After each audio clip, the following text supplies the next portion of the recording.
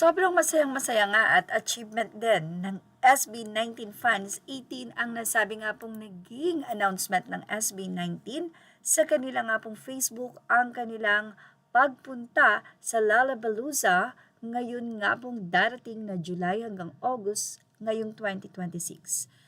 Well, marami ang nagsasabi na mukhang yung naging concert guesting nila sa Dunk or DUNK sa Japan ay isa talagang napakalaking bagay para mag-open ito sa kanilang international career.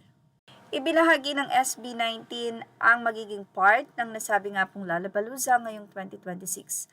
At yan, for proof, ayan po at kasama sila sa nasabi nga pong list. At bago pa po yan, ang nasabi nga pong posting ng SB19 to confirm na sila po ay kasama sa Lollapalooza, ay nag-live na po itong si sa Japan upang sabihin yon at pagpasalamat sa mga fans na because of the fans, kaya sila nakakapasok sa ganitong mga big event.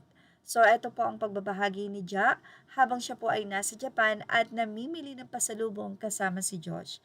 But anyway, kumuha lang po tayo ng maliit na clip.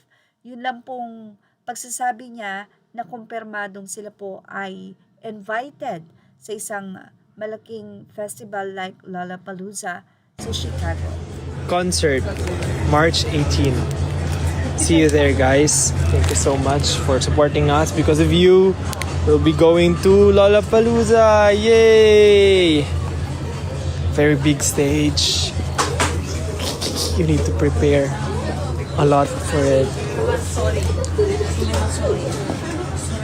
Sumima's sorry. Sa Fox Channel ay pinag-usapan din ang nasabi nga pong mga present or mga invited na kilalang mga personalidad ang mag-a-appear or magpe-perform sa Lollapalooza. Doon ay na-flash nga po sa screen ng nasabing kilalang programa ang mga magpe-perform at ayon nga po sa mga host or sa na-interviewing host ay sigurado pong mag-enjoy ang mga nakabili ng ticket dahil marami pong bagong mukha ngayon na sigurado pong hahangaan nila. At isa na dyan of course ang SB19.